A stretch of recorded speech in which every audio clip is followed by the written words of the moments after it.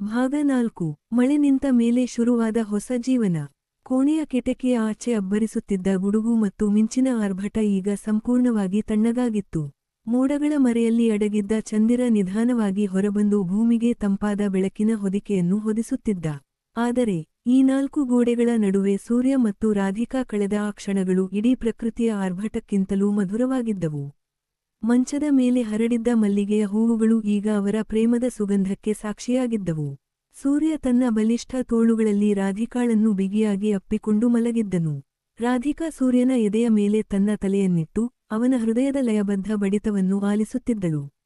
ಅವಳ ಹಸಿ ಕೂದಲಿನಿಂದ ಇಳಿದ ನೀರಿನ ಹನಿಗಳು ಈಗ ಒಣಗಿದ್ದವು, ಆದರೆ ಅವಳ ಮುಖದಲ್ಲಿನ ಆ ಪ್ರೇಮದ ಕಳೆ ಮಾತ್ರ ಇನ್ನೂ ಹೆಚ್ಚಾಗಿತ್ತು. ಸೂರ್ಯ ಅವಳ ಮೃದುವಾದ ಕೂದಲನ್ನು ಸವರುತ್ತಾ ಅವಳ ಕಿವಿಯ ಹತ್ತಿರ ಮೆಲ್ಲಗೆ ಉಸಿರು ಬಿಟ್ಟನು. ರಾಧಿಕಾ ಎಂದು ಸೂರ್ಯ ಅತ್ಯಂತ ಮಧುರವಾದ ದನಿಯಲ್ಲಿ ಕರೆದನು. ರಾಧಿಕಾ ಮೆಲ್ಲಗೆ ಕಣ್ಣು ಬಿಟ್ಟು ಅವನನ್ನು ನೋಡಿ ಹೇಳಿ ಸೂರ್ಯಣ್ಣ ಎಂದು ಪಿಸುಗುಟ್ಟಿದಳು. ಅವಳ ದನಿಯಲ್ಲಿ ಒಂದು ರೀತಿಯ ತೃಪ್ತಿ ಮತ್ತು ಮಾದಕತೆ ಎದ್ದು ಕಾಣುತ್ತಿತ್ತು. ಇವತ್ತು ಈ ಹಸಿ ಗೋಡೆಯ ಪಕ್ಕದಲ್ಲಿ ನಾವಿಬ್ಬರೂ ಕಳೆದ ಈ ಸಮಯ ಕೇವಲ ಒಂದು ಆಟವಾಗಿರಲಿಲ್ಲ. ಇದು ನನ್ನ ಮತ್ತು ನಿನ್ನ ನಡುವಿನ ಹೊಸ ಬಾಂಧವ್ಯದ ಆರಂಭ. ನೋಡು, ನಿನ್ನ ಈ ಮುಗುಳ್ನಗೆಯಲ್ಲಿ ಎಷ್ಟು ಕಾಂತಿಯಿದೆ ಎಂದರೆ ಈ ಕೋಣೆಯಲ್ಲಿರೋ ದೀಪದ ಅವಶ್ಯಕತೆಯೇ ನಮಗಿಲ್ಲ. ನನ್ನ ಮೋಟಾರ್ಗೆ ಯಾವತ್ತೂ ಪೆಟ್ರೋಲ್ ಬೇಕಾಗಿಲ್ಲ, ನಿನ್ನ ಈ ಒಂದು ನೋಟ ಸಾಕು ನನಗೆ 1000 ಮೈಲಿ ಓಡಲು ಎಂದು ತನ್ನದೇ ಶೈಲಿಯ ದ್ವಂದ್ವಾರ್ಥದ ಸಂಭಾಷಣೆಯೊಂದಿಗೆ ಪ್ರೀತಿಯನ್ನು ವ್ಯಕ್ತಪಡಿಸಿದನು.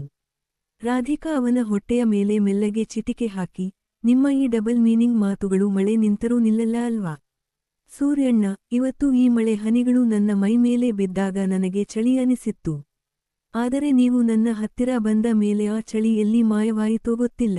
ನಿಮ್ಮ ಈ ಪವರ್ಫುಲ್ ಹ್ಯಾಂಡಲಿಂಗ್ ಮುಂದೆ ನಾನು ಸಂಪೂರ್ಣವಾಗಿ ಶರಣಾಗಿದ್ದೇನೆ. ಇನ್ಮುಂದೆ ಈ ಸೂರ್ಯನ ಬೆಳಕು ಈ ರಾಧಿಕಾಳ ಮೇಲೆ ಸದಾ ಹೀಗೆಯೇ ಇರಬೇಕು ಎಂದು ಅವನ ಕುತ್ತಿಗೆಯನ್ನು ಇನ್ನೂ ಬಿಗಿಯಾಗಿ ಅಪ್ಪಿಕೊಂಡಳು. ಸೂರ್ಯ ನಗುತ್ತಾ ಅವಳ ಹಣೆ ಮೇಲೆ ದೀರ್ಘವಾಗಿ ಮುತ್ತಿಟ್ಟು, ಖಂಡಿತ ರಾಧಿಕಾ, ನನ್ನ ಈ ಅಸಲಿ ಪವರ್ ಇರೋದೇ ನಿನಗೋಸ್ಕರ. ನೋಡು, ಹೊರಗಡೆ ಹಕ್ಕಿಗಳು ಚಿಲಿಪಿಲಿ ಎನ್ನಲು ಶುರು ಮಾಡಿವೆ, ಅಂದ್ರೆ ನಮಗಾಗಿ ಹೊಸ ಮುಂಜಾವು ಕಾಯುತ್ತಿದೆ. ಇವತ್ತು ಹಸಿ ಗೋಡೆಕ್ಕೆ ಸುಣ್ಣ ಹಚ್ಚಿದ ಮೇಲೆ ಅದು ಹೇಗೆ ಗಟ್ಟಿಯಾಗಿ ಕುಳಿತುಕೊಳ್ಳುತ್ತದೋ ಹಾಗೆಯೇ ನಮ್ಮ ಈ ಸಂಬಂಧ ಕೂಡ ಇವತ್ತು ಗಟ್ಟಿಯಾಗಿದೆ. ಇವತ್ತು ಕೇವಲ ಟ್ರೈಲರ್ ಮಾತ್ರ ನೋಡಿದ್ದೀಯಾ, ನಮ್ಮ ಜೀವನದ ಅಸಲಿ ಸಿನಿಮಾ ಇನ್ನೂ ಸುದೀರ್ಘವಾಗಿದೆ ಎಂದನು. ಕೋಣೆಯಲ್ಲಿ ಹರಡಿದ್ದ ದೀಪದ ಬೆಳಕು ಅವರ ಮುಖದ ಮೇಲೆ ವಿಚಿತ್ರವಾದ ಕಳೆಯನ್ನು ತರುತ್ತಿತ್ತು. ಸೂರ್ಯ ರಾಧಿಕಾಳ ಗಲ್ಲವನ್ನು ಹಿಡಿದು ತನ್ನತ್ತ ತಿರುಗಿಸಿಕೊಂಡು, ನೋಡು ರಾಧಿಕಾ, ಈ ಪ್ರೇಮ ಅನ್ನೋದು ಒಂದು ನಿರಂತರ ಪ್ರಯಾಣ. ಇವತ್ತು ನಾವು ಈ ಹಸಿ ಗೋಡೆಯ ಸಮ್ಮುಖದಲ್ಲಿ ಒಂದಾಗಿದ್ದೇವೆ. ನಾಳೆ ನಮ್ಮ ಈ ಪ್ರೀತಿ ಇಡೀ ಊರಿಗೆ ಮಾದರಿಯಾಗಬೇಕು. ನೀನು ನನ್ನ ಬದುಕಿನ ಶಕ್ತಿ, ನೀನಿಲ್ಲದೆ ಈ ಸೂರ್ಯನಿಗೆ ಪ್ರಕಾಶವೇ ಇಲ್ಲ ಎಂದು ಅತ್ಯಂತ ಭಾವನಾತ್ಮಕವಾಗಿ ನುಡಿದನು. ರಾಧಿಕಾಳ ಕಣ್ಣುಗಳಲ್ಲಿ ಆನಂದ ಬಾಷ್ಪ ತುಳುಕುತ್ತಿತ್ತು. ಅವಳು ಸೂರ್ಯನ ಕೈಗಳನ್ನು ಹಿಡಿದು ಮುತ್ತಿಟ್ಟು, ನನಗೆ ಗೊತ್ತು ಸೂರ್ಯಣ್ಣ, ನಿಮ್ಮ ಮನಸ್ಸು ಈ ನಿಮ್ಮ ಮಾತುಗಳಿಗಿಂತಲೂ ಮೃದುವಾದದ್ದು. ಇವತ್ತು ನೀವು ತೋರಿಸಿದ ಆ ಕಾಳಜಿ, ಆ ಅಪ್ಪುಗೆ ನನಗೆ ಯಾವತ್ತೂ ಮರೆಯದ ಅನುಭವ.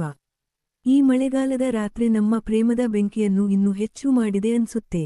ಇನ್ಮುಂದೆ ಯಾವ ಚಳಿಯೂ ನನ್ನನ್ನು ನಡುಗಿಸದು, ಏಕೆಂದರೆ ನಿಮ್ಮ ಬೆಚ್ಚಗಿನ ಸಾಮೀಪ್ಯ ನನಗಿದೆ ಎಂದು ಅವನ ಎದೆಯ ಮೇಲೆ ಮುಖ ಬಚ್ಚಿಟ್ಟುಕೊಂಡಳು.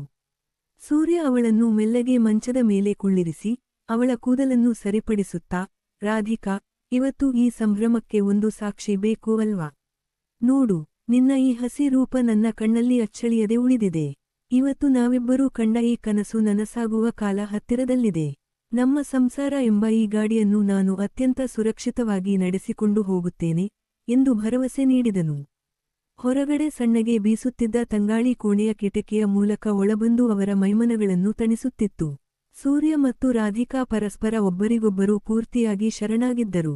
ಆ ರಾತ್ರಿ ಕೇವಲ ದೈಹಿಕ ಸಾಮೀಪ್ಯವಾಗಿರಲಿಲ್ಲ, ಅದು 2 ಆತ್ಮಗಳ ಮಿಲನವಾಗಿತ್ತು. ಪ್ರತಿಯೊಂದು ಸಂಭಾಷಣೆಯಲ್ಲೂ ಪ್ರೀತಿಯ ತುಡಿತವಿತ್ತು, ಪ್ರತಿಯೊಂದು ನೋಟದಲ್ಲೂ ಭವಿಷ್ಯದ ಕನಸಿತ್ತು. ಸೂರ್ಯ ಎದ್ದು ಕಿಟಕಿಯ ಹತ್ತಿರ ಹೋಗಿ ನಿಂತನು. ಹೊರಗಡೆ ಪ್ರಕೃತಿಯು ಮಳೆಯ ನಂತರ ಮಿಂದೆದ್ದು ಹಸಿರಾಗಿ ಕಾಣುತ್ತಿತ್ತು.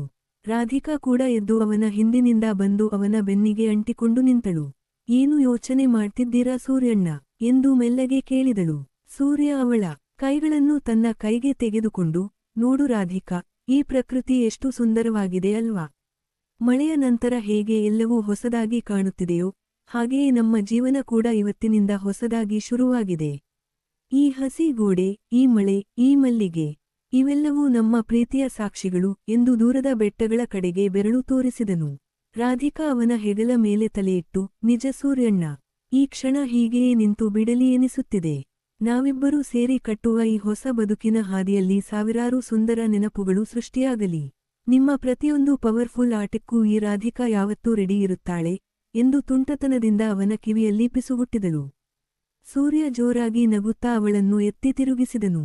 ಅವರ ನಗುವಿನ ಸದ್ದು ಇಡೀ ಕೋಣೆಯನ್ನು ತುಂಬಿತ್ತು. ಮಳೆ ನಿಂತ ಮೇಲೆ ಶುರುವಾದ ಈ ಹೊಸ ಜೀವನ ಅತ್ಯಂತ ರೋಚಕವಾಗಿ ಮತ್ತು ಸುಂದರವಾಗಿತ್ತು. ಸೂರ್ಯ ಮತ್ತು ರಾಧಿಕಾ ಈಗ ಕೇವಲ ಪ್ರೇಮಿಗಳಾಗಿರಲಿಲ್ಲ, ಅವರು ಒಬ್ಬರಿಗೊಬ್ಬರು ಬದುಕಿನ ಭರವಸೆಯಾಗಿದ್ದರು. ಅವರ ಈ ಸುಂದರ ಕಥೆ ಇಲ್ಲಿಗೆ ಮುಗಿಯುವುದಿಲ್ಲ, ಇದು ಕೇವಲ ಹೊಸ ಆರಂಭವಷ್ಟೇ.